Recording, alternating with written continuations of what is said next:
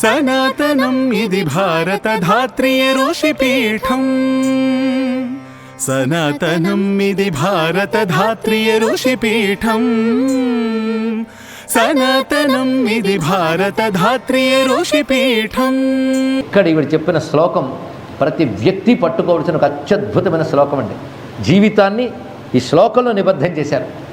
నేహ యత్కర్మ ధర్మాయ న విరాగాయ కల్పతే న తీర్థపద సేవాయై జీవన్నపి మృతోహి సహా.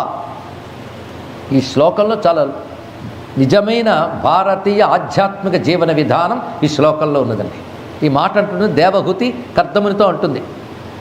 ఎవరి కర్మములు ధర్మబద్ధములు కావో వాడు జీవించినా మరణించిన వాడితో సమానము. ఇది ఒక పాయింట్, ఫస్ట్ పాయింట్ గుర్తుపెట్టుకోవాల్సింది. అంటే ఫస్ట్ లెవెల్, ముందు ఇది అలవాటు చేసుకోవాలి. నేహ యత్కర్మ ధర్మాయ, ఎవరి కర్మలు ధర్మబద్ధములు కావో వాడు జీవన్నపి మృతోహి, వాడు బ్రతుకున్నా మరణించిన వాడితో సమానం. రెండవది, ఎవరి ధర్మము వైరాగ్యాన్ని కలిగించదో వాడు బ్రతుకున్న మృతుడితో సమానం. రెండవ పాయింట్ అది. ఇక్కడ ఇప్పుడు రెండు తెలుసుకోవాలి. అంటే ప్రతివాడు కర్మలు చేస్తూ ఉన్నాడు, కానీ ధర్మబద్ధమైన కర్మ ఆచరిస్తూ ఉంటే క్రమంగా వైరాగ్యం కలుగుతుంది. ఇది రహస్యమైన మాట, ఇది గమనించుకోవాలి. ఇక్కడ అంటే ఇంద్రియాలకు ఇష్టమైన అనుభవించవచ్చు, తప్పేం లేదు. అందుకే భారతీయ సంస్కృతి ప్రపంచాన్ని విడిచిపెట్టి పారిపోని చెప్పలేదు, అర్థకామాలు విడిచిపెట్టాలని లేదు. అర్థకామాలు సాధించాలని చెప్పింది కనుక ధర్మ అర్థకామాలని చెప్పింది కదా. అయితే అర్థకామాలు నువ్వు ధర్మబద్ధంగా అనుష్ఠిస్తే, అంటే ధర్మబద్ధమైన అర్థకామములు పొందినట్లయితే క్రమక్రమంగా చిత్తము శుద్ధమై ఆ శుద్ధమైన చిత్తానికి వైరాగ్యం కలుగుతుందండి. అది రహస్యం ఇక్కడ. అందుకే వైరాగ్యం కలిగితే కానీ భక్తి బలపడదు, జ్ఞానం నిలవదు. వైరాగ్యం కలగని వాడికి మీరు ఎన్ని ఉపనిషత్తులు చెప్పినా ఏమి చెప్పినా చెప్పిన వాడి సమయం వ్యర్థం, విన్నవాడి సమయం వ్యర్థం. వైరాగ్యం కలగాలి. వైరాగ్యం మీరు ఎంత చెప్పినా కలగదు. చిత్తానికి సంస్కారం కలగాలి. ఆ సంస్కారము ధర్మబద్ధమైన కర్మల వల్ల కలుగుతుంది. అది రహస్యం ఇక్కడ. మొత్తం ప్రపంచానికి భారతీయ సంస్కృతి ఆదర్శం ఈ శ్లోకంలో ఉందండి. ఇక్కడ అంత విశేషమైన అంశం. కనుక ఎవడి కర్మలు ధర్మబద్ధములు అవుతాయో వాడికి వైరాగ్యం కలుగుతుంది. వైరాగ్యం కలగలేదనుకోండి, ఎంత ధర్మబద్ధ కర్మలైనా వ్యర్థమే.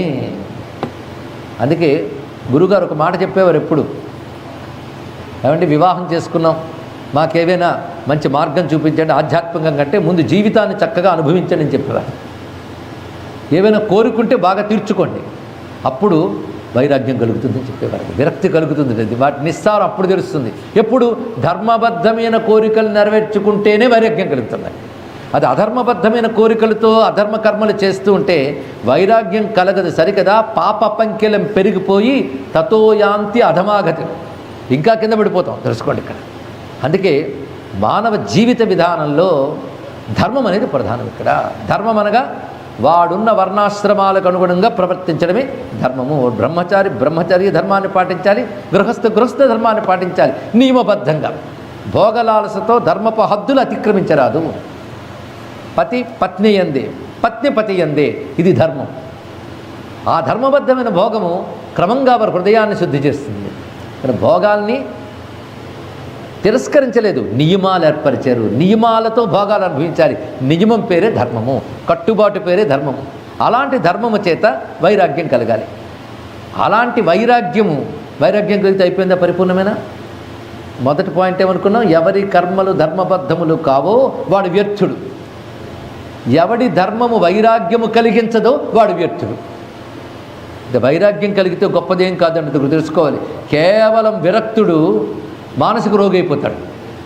ఈ ప్రపంచం ఏమి నాకు నచ్చట్లేదండి అన్నాడు అనుకోండి, వాడి డిప్రెషను, ఫ్రస్ట్రేషను, ఇత్యాదులన్నీ మానసిక రోగాలన్నీ వస్తాయి. ఎవడి విరక్తి భగవంతునిపై అనురక్తిగా మారదో వాడు జీవించి ఉన్న వ్యక్తుడే. అది చివరి పాయింట్ అండి. కానీ 3 అంశములు ఇక్కడ. ఎవడి కర్మలు ధర్మబద్ధములు కావో, ఎవడి ధర్మము విరక్తి కలిగించదో, ఎవడి విరక్తి భగవంతునిపై ప్రేమను భక్తిని కలిగించదో వాడు బ్రతికు ఉన్న వ్యక్తుడే. కానీ జీవితంలో 3 అంశములు, ధర్మము, వైరాగ్యము, భగవద్భక్తి. ఈ మూడు లేని జీవితము వ్యర్థము. ఈ శ్లోకం అంత విలువైనటువంటిది. నేహ యత్కర్మ ధర్మాయ నా విరాగాయ కల్పతే నా తీర్థపద సేవాయై. ఈ మాట అన్నారు. తీర్థపద సేవ తీర్థపద అంటే తీర్థము పాదమునందు కలవాడు అంటే ఎవరు? నారాయణ స్వామి. గంగ జనించిన పాదం కదా. నీ వైరాగ్యము మొత్తము తీర్థపద సేవకు వినియోగించాలి, భగవద్భక్తికి, భగవత్ కైంకర్యానికి వినియోగింపబడాలి. ఈ మూడు చెయ్యినప్పుడు జీవన్నపి మృతోహి సహా.